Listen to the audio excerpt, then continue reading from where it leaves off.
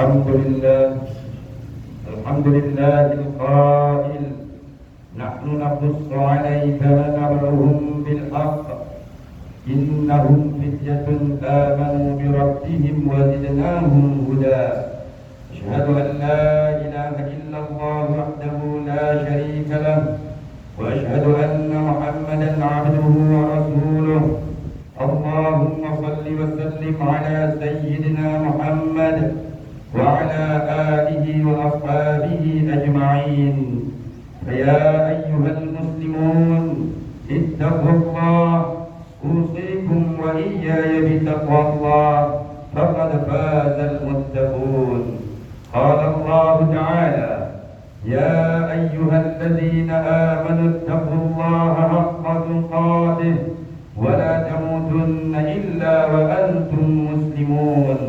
أما بعد، فإن أصدق الحديث كتاب الله، وخير الهدي هدي محمد صلى الله عليه وسلم، وشر الأمور محدثاتها، وكل بدعة ضلالة، وكل ضلالة في النار. Sidang jemaat yang dirahmati Allah, marilah kita bertakwa kepada Allah dalam apa jua keadaan pun, dengan melaksanakan segala suruhannya dan tinggalkan segala larangannya. Ketakwaan perlulah ada pada setiap diri individu muslim, sama ada yang tua maupun yang masih muda. Sesungguhnya takwa yang sebenar-benarnya itu lahir daripada hati yang mengakui kebesaran Allah Subhanahu wa taala, bukan kerana menilai usia yang semakin di penghujung kehidupannya. Ini kerana tiada siapapun yang mengetahui bilakah kehidupannya akan berakhir. Mimbar jemaat pada hari ini akan membicarakan khutbah bertajuk pesanan untuk orang muda. Ma'asyiral muslimin, marilah kita fikirkan sejenak. Sekiranya kita semua berada di satu padang pasir yang luas, dalam suasana yang panas terik membahang, kepanasannya matahari yang membakar itu akan menyebabkan kita merasa ingin mencari tempat berteduh. Walaupun yang ada hanya sebatang pohon bidara ataupun serumpun pokok buluh, kita ini akan merasa cukup istimewa apabila mendapat tempat untuk bernaung, walaupun hanya ruang yang sekecil itu. Saudara, bagaimanakah pula dapat kita bandingkan panasnya dunia dengan kepanasan di tengah padang mahsyar kelak, ketika kita semua berhimpun dan menunggu giliran untuk dihisab oleh Allah Subhanahu wa taala.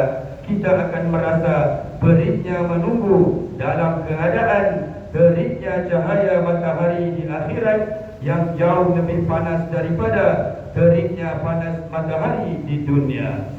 Namun Rasulullah SAW memberitahu kita bahawa dalam suasana yang panas terik itu terdapat 7 golongan yang akan mendapat naungan dan tempat teduhan istimewa daripada Allah Subhanahu wa taala. Mereka yang pertama yang mendapat naungan Allah adalah pemimpin yang adil. Kedua, yang mendapat naungan Allah orang muda yang sentiasa dalam keadaan beribadat kepada Allah. Yang ketiga, orang yang hatinya terpaut kepada masjid. Yang keempat, 2 orang sahabat yang saling menyayangi, bertemu dan berpisah kerana Allah. Yang kelima, yang mendapat naungan Allah, orang yang mengingati Allah dalam keadaan sendirian lalu mengalir air matanya. Yang keenam, lelaki yang digoda oleh wanita berkedudukan dan cantik, lalu dia berkata, aku takutkan Allah. Dan yang ketujuhnya, tuan-tuan, yang mendapat naungan Allah, orang yang bersedekah secara rahsia sehingga tidak diketahui oleh tangan kirinya apa yang disumbangkan oleh tangan kanannya. Hadis riwayat Bukhari dan Muslim. Saudara kaum muslimin yang dikasihi Allah, perhatikanlah bagaimana Islam telah meletakkan kedudukan orang muda dalam hadis di atas. Selepas pemimpin yang adil, Golongan kedua yang menerima naungan tersebut adalah orang-orang muda yang masa mudanya digunakan untuk beribadat kepada Allah. Tuan-tuan, kita jangan hairan dengan orang-orang tua yang banyak beribadah. Kita jangan merasa kagum dengan warga emas yang sering berzikir dan mengingati Allah. Itu sudah sewajarnya menjadi tabiat manusia yang menyedari bahawa saat kematiannya itu semakin hampir. Kita ini sepatutnya merasa pelik apabila ada di kalangan orang-orang tua yang masih bersenang lenang dengan kehidupan dunianya. Mereka masih meringan-ringankan ibadahnya.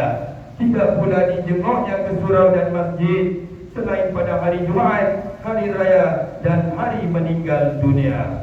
Mereka ini, tuan-tuan, sepatutnya semakin menginsafi bahawa waktu dah semakin sempit, kudrat pun semakin sedikit. Lain pula halnya dengan orang-orang muda dan anak-anak remaja. Mereka yang masih di bawah pertengahan usia ini mula merasa indahnya hidup di dunia. Mereka mula mengenali keseronokan cinta manusia. Mereka merasa masa masih panjang untuk bermain pelbagai permainan yang dicipta untuk mereka. Namun ini hanyalah pemuda biasa. Ini adalah kelaziman anak-anak muda. Lihat sajalah di persekitaran tempat tinggal kita, anak-anak yang sering melepak di tempat-tempat awam, remaja yang cuba membingitkan keadaan yang tenang dengan bunyi-bunyi motosikal di tengah malam. Juga pemuda-pemuda kini yang sibuk bermain cinta yang belum pasti apa nak jadi di penghujung ceritanya. Tuan-tuan, Islam menuntut kita supaya memberi lebih perhatian kepada golongan-golongan muda ini.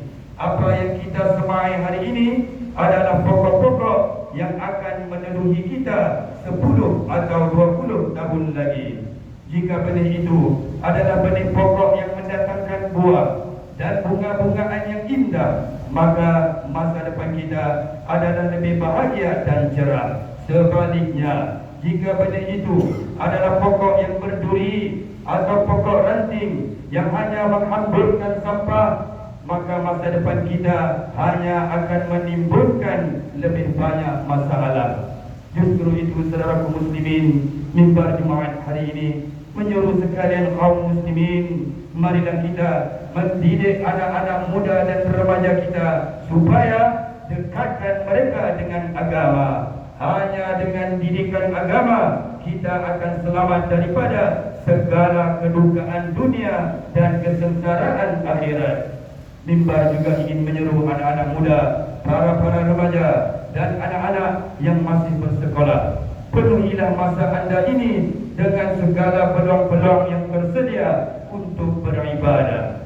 Anak muda, sudah selesaikah ilmu-ilmu fiqh yang dituntut agama? Anak-anak muda, sudah sempurnakah cabang-cabang fardu ain yang mesti ditekuni, dipelajari sebelum mati? Hei anak-anak muda, adakah kita sudah dapat membaca Al-Quran dengan bacaan yang betul dan lancar?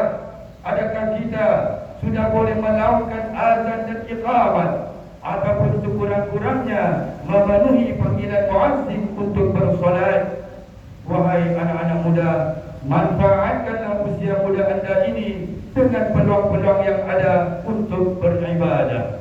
Walaupun ibadah tidak menghalang anda untuk beribadah, tetapi janganlah bermain dan bersukan tidak kira masanya sampai membiarkan masjid-masjid dan surau sepi tanpa jemaah.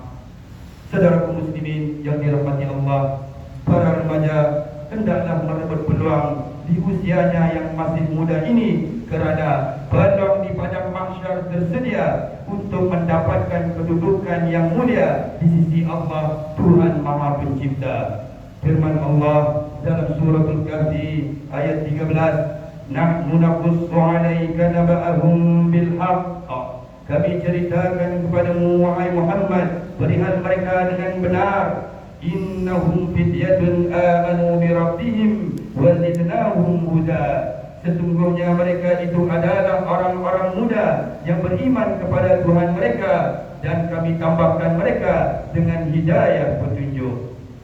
Saudaraku muslimin, janganlah kita terpengaruh dengan berbagai hiburan yang melalaikan. Janganlah kita leka dengan media-media sosial yang menyebabkan kita lewat tidur malam. Akibatnya kita terlewat untuk menunaikan salat subuh hingga waktu yang diharamkan. Hai anak muda remaja, lihatlah Usamah bin Zaid. Pada usia 18 tahun, beliau memimpin tentera Islam berperang dengan tentera Rom. Contohilah ketakwaan Muhammad Al-Fatih yang memimpin tentera Islam menakluki Konstantinopel pada usia 21 tahun. Sama-samalah kita pelajari lebih mendalam tentang Islam, agama kita. Islam bukan agama yang hanya mengatur urusan ibadah di dalam surau dan masjid sahaja. Bahkan ia adalah agama yang mengeluarkan manusia dari menjadi hamba sesama manusia kepada hamba Allah Subhanahu wa taala. Agama yang mengeluarkan manusia dari kezaliman manusia, dan agama yang mengeluarkan manusia dari kesempitan dunia kepada keluasan dunia dan akhirat. Anak muda, jika mahu bercinta, bercintalah bila kita sudah berumah tangga. Kalau kita nak berhibur, berhiburlah dengan cara yang mendekatkan diri kepada Tuhan yang Maha Pencipta. Jika kita ingin bermain, bermainlah dalam keadaan ibadah kita tidak diketepikan. Sidang jemaat yang dirahmati Allah, tuan-tuan, sesungguhnya anak merupakan harta yang tidak ternilai harganya. Mereka ialah amanah yang Allah kurniakan kepada ibu bapa untuk dijaga dengan sempurna. Oleh itu, marilah kita hayati nasihat Sayyidina Umar kepada sahabat-sahabatnya bahawa didiklah anak kamu, sesungguhnya mereka dilahirkan untuk zaman yang bukan zaman kamu. Mengakhiri khutbah, marilah sama-sama kita mengambil tanggungjawab untuk mendidik dan memberikan bimbingan yang sewajarnya agar anak-anak muda kita tidak tersasar jauh daripada ajaran agama Islam yang mulia ini. Firman Allah dalam surah Al-Maryam ayat 59, فَخَلَفَ مِنْ بَعْدِهِمْ خَلْفٌ أَضَاعُوا الصَّلَاةَ وَاتَّبَعُوا الشَّهَوَاتِ.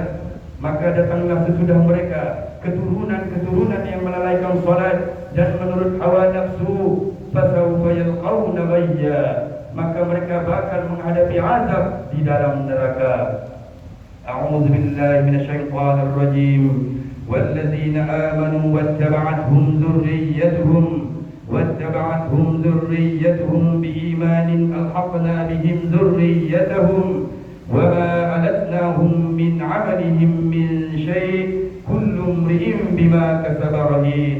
Dan orang-orang yang beriman dan diikuti oleh zuriat keturunan mereka dalam keimanan, kami hubungkan zuriat keturunan itu dengan mereka di dalam syurga, dan kami tidak mengurangi sedikit pun daripada pahala amalan mereka. Setiap manusia terikat dengan amal yang dikerjakannya.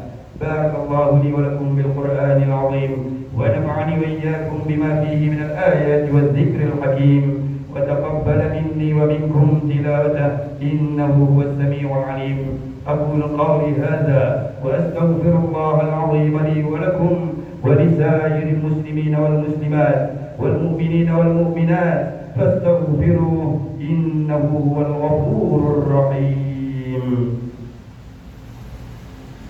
اللهم صل على سيدنا محمد وعلى آله وصحبه وبارك وسلم ورضي الله تبارك وتعالى عن كل الصحابة رسول الله أجمعين.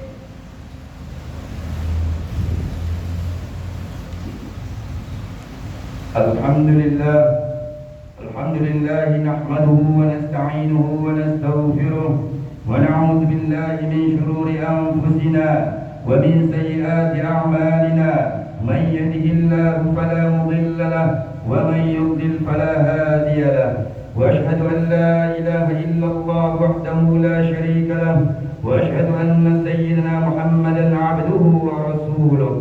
اللهم صل على سيدنا محمد الفاتح لما أغلق والخاتم لما سبق ناصر الحق بالحق والهادي إلى صراطك المستقيم وعلى آله حق قدره وبقداره العظيم.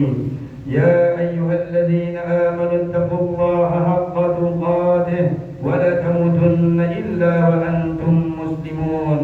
يا أيها الناس اتقوا ربكم الذي خلقكم من نفس واحدة وخلق منها زوجها وبث منهما رجالا كثيرا ونساء واتقوا الله الذي تساءلون به والأرحام إن الله كان عليكم رقيبا. يا أيها الذين آمنوا اتقوا الله وقولوا قولا سديدا يصلح لكم أعمالكم ويغفر لكم ذنوبكم ومن يطع الله ورسوله فقد فاز فوزا عظيما. اللهم صل وسلم وبارك على حبيبك ورسولك سيدنا محمد وعلى آله وأصحابه والتابعين لهم بإحسان إلى يوم الدين. أما بعد فيا عباد الله اتقوا الله أوصيكم وإياي بتقوى الله وطاعته فقد فاز المتقون. Saudaraku muslimin yang dirahmati Allah, marilah kita sama-sama mempertingkatkan amal ibadah kita dengan membaca Al-Quran, berzikir, serta mengimarakan masjid-masjid dan surau dengan solat berjamaah, menambah ilmu pengetahuan kita dengan menghadiri majlis-majlis ilmu, memberikan bantuan kepada golongan-golongan yang memerlukan, berinfak dan memberi sumbangan ke tabung-tabung masjid dan surau. Mudah-mudahan aktiviti-aktiviti pengimarahan dan juga majlis-majlis ilmu dapat diteruskan, bahkan ia akan menjadi saham kebajikan kita di akhirat kelak.